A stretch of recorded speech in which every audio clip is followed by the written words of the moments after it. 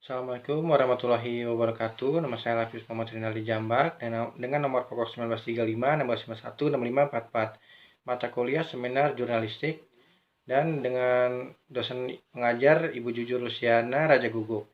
Pada kesempatan kali ini saya ingin mempresentasikan PPT saya dengan judul Pesan Edukasi Seksualitas dalam Film Penyalin Cahaya atas Keprihatinan Isu Seksual dan Ketidakadilan. Analisis Semiotika Roland Barthes. Bab 1 Pendahuluan. Latar belakang. Di sini penulis menyoroti dari pesan edukasi yang ingin disampaikan pada film Penyalin Cahaya dengan menggunakan analisis semiotika berdasarkan teori Roland Barthes. Pada film Penyalin Cahaya yang digarap Raphael Rengas ingin menyampaikan pesan makna dan edukasi yang ingin diberikan bahwa korban yang menjadi pelecehan seksual harus berani speak up dan melakukan sesuatu hal yang tidak dibenarkan. Film dapat dijadikan media komunikasi di mana pesan di dalam isi cerita tersebut akan sampai kepada komunikannya dan menghasilkan sebuah dampak yang positif. Berdasarkan penjelasan di atas, dalam film Penyalin Cahaya terdapat makna yang ingin ditujukan kepada khalayak dalam film tersebut, di mana tokoh utama Sur yang terus memperjuangkan ketidakadilan dan pelecehan yang dia alami dan berimbasnya hilangnya beasiswa. Dan tentunya dalam film ini juga mengandung unsur-unsur jurnalistik yaitu reportase investigasi yang dilakukan Sur dengan menemukan suatu kejanggalan yang ia alami. Untuk itu, melalui penelitian ini akan mengungkapkan lebih jauh bagaimana film menyampaikan pesan-pesan dan makna yang terkandung di dalam film dengan menggunakan analisis semiotika teori tanda Roland Barthes. Rumusan masalah. Rumusan masalahnya yaitu bagaimana pesan edukasi seksualitas dalam film Penyalin Cahaya atas keprihatinan isu seksual dan ketidakadilan. Tujuan penelitian. Tujuan dari penelitian ini yaitu untuk mengetahui pesan edukasi seksualitas dalam film Penyalin Cahaya atas keprihatinan isu seksual dan ketidakadilan. Manfaat penelitian. Manfaat teoris. Dari penelitian ini, penulis berharap dapat memberikan andil terhadap penelitian akademis ilmu komunikasi, khususnya pada khalayak dalam media massa. Dalam hal ini, film terkait. Selain itu, berharap agar penelitian ini dapat menjadikan sebagai bahan referensi pada penelitian. Manfaat praktis. Secara praktis, penulis berharap agar dapat berkontribusi pada hasil penelitian yang memberikan gambaran bagi mahasiswa yang ingin mengkaji penelitian terkait. Selain itu, penelitian ini menjadi referensi terkait masalah isu pelecehan seksual pada perempuan dalam menyikapi penyintas yang menjadi korban pelecehan seksual. Bab 2 Kajian Pustaka. Penelitian terdahulu. Yang pertama, Sex Education dalam film Dua Garis Biru oleh Puso Permatasari, Institut Agama Islam Negeri Ian Palopo 2021 dengan menggunakan analisis semiotika model Charles Sanders Peirce. Yang kedua, ada pesan moral dalam film Sabtu Bersama Bapak dengan pendekatan analisis semiotika Ferdinand Sauer oleh Mutia Karisma Universitas Islam Sultan Taha Saifuddin Jami 2001. Yang ketiga, ada representasi aksi feminis dalam film Marlina The Murder in Four Acts oleh Raisa Nabila Aulia Universitas Islam Riau dengan menggunakan teori semiotika model John Fiske melalui 3 level pengkodean. Teori penelitian yaitu menggunakan teori penelitian Roland Barthes. Di teori ini adalah suatu ide dari dua tatanan signifikasi yaitu denotasi, konotasi, lalu mitos. Lalu ada metode penelitian. Penelitian ini menggunakan penelitian kualitatif dengan analisis semiotika teori tanda Roland Barthes.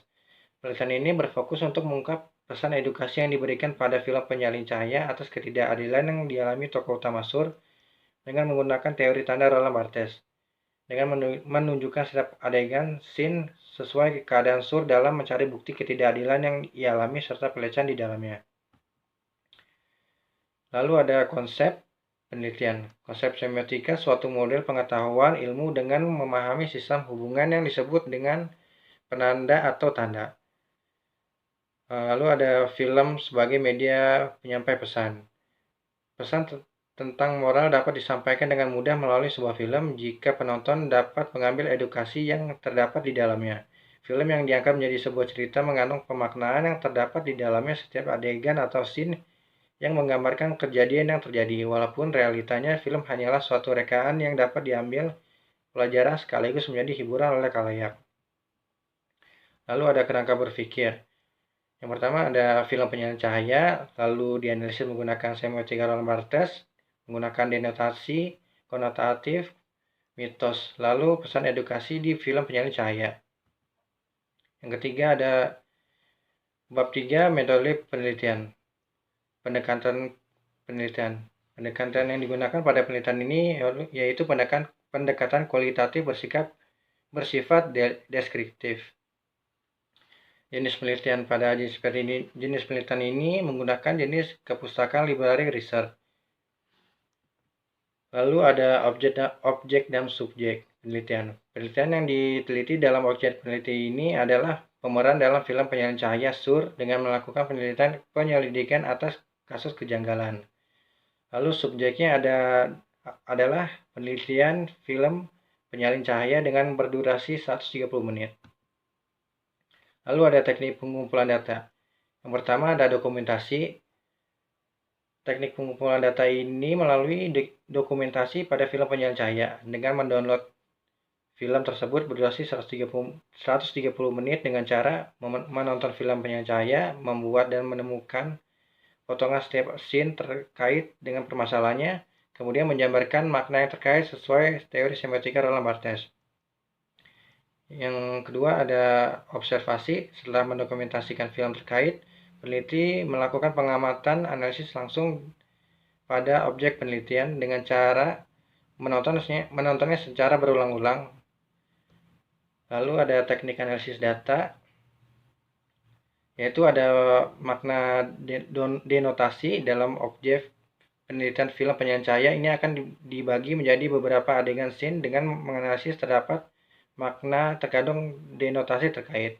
Makna konotasi pada makna ini mendeskripsikan pesan edukasi sesuai isi cerita per scene dengan menghasilkan beragam sudut pandang seperti gerakan tubuh dan lain-lainnya. Yang terakhir ada makna mitos. Sesuai pemaknaan mitos memiliki fungsi sebagai sistem komunikasi dalam film pesan dan menggambarkan cara pesan itu disampaikan dengan gaya bicara seseorang. Dan yang terakhir ada triangulasi data. Triangulasi data suatu teknik untuk menemukan data yang mempunyai kevaliditas sebagai acuan dilakukan melalui metode gabungan. Yang pertama ada triangulasi sumber data, yaitu sebagai sumber untuk mencari kebenaran dan kredibilitas data melalui berbagai sumber. Yang kedua ada triangulasi teori, ialah sebagai menguji kredibilitas data walaupun dengan memanfaatkan lebih dari satu teori, agar dalam penelitian dapat membandingkan analisis berbagai data dengan teori yang ada.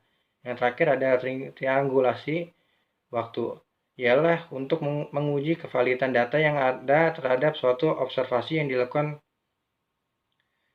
perlu secara berulang kali. Demikian presentasi dari saya, kurang lebihnya mohon maaf. Wassalamualaikum warahmatullahi wabarakatuh.